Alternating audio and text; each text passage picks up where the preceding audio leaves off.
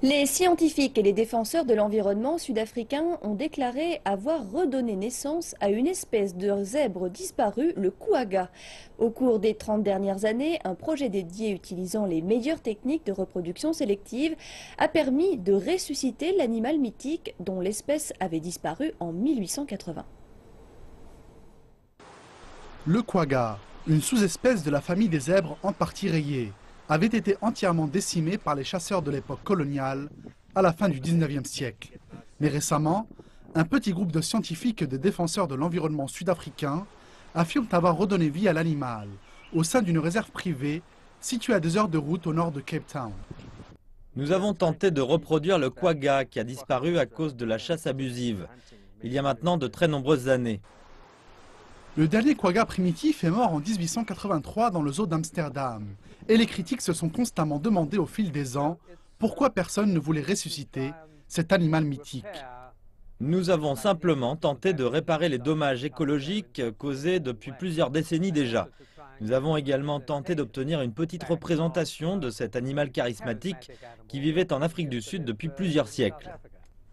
Au cours des 30 dernières années, les membres du projet quagga ont utilisé des techniques de reproduction sélective à partir de zèbres des plaines, afin de redonner vie à un animal qui, selon eux, est identique au quagga des plaines, présent en Afrique du Sud depuis des siècles.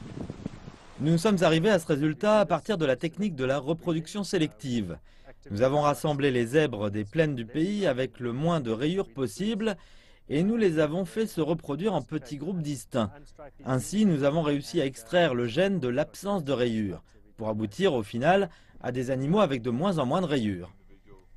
Certains rappellent qu'il s'agit là d'une interférence allant à l'encontre de la nature et qu'il était peu probable d'arriver à reproduire un quagga à l'identique.